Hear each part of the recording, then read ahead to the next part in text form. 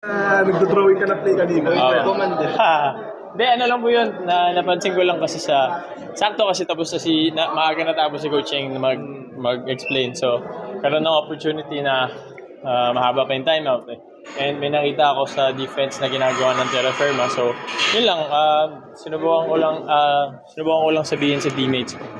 And But for sure, ang laking ano lang sa'yo na hinahayaan ka lang ngayon na Coach Cheng na to take the lead, to take command sa huddle. well, yun naman maganda sa team namin. Lahat may boses, lahat may leeway to sabihin kung ano yung nakikita nila kasi tulong-tulong din naman ng basketball eh.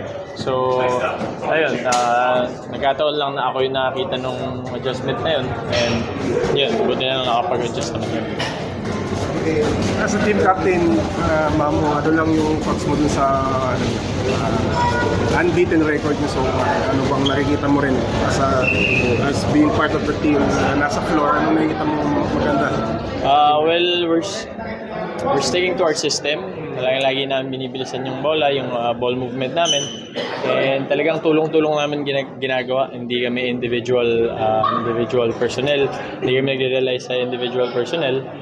Tulong-tulong kami, balance scoring kami. Ikot at ikot yung bola kasi kung makikita nyo, iba-iba halos ang nagpe-player of the game. Ngayon, si Anton naman, parang last game, sino ba? Si JJ, tapos si Felix, si Nox.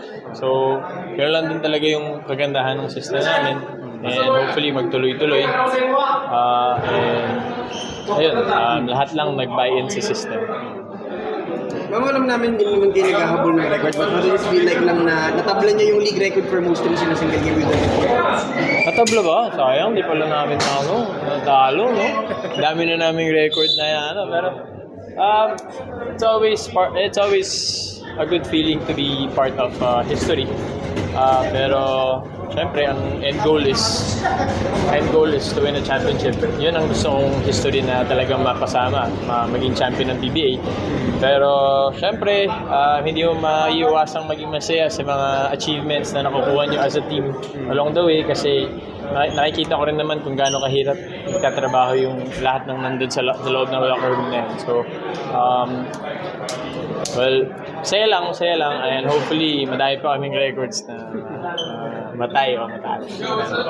Hindi naman yun ang focus namin. Focus namin is to win every game, take it one game at a time.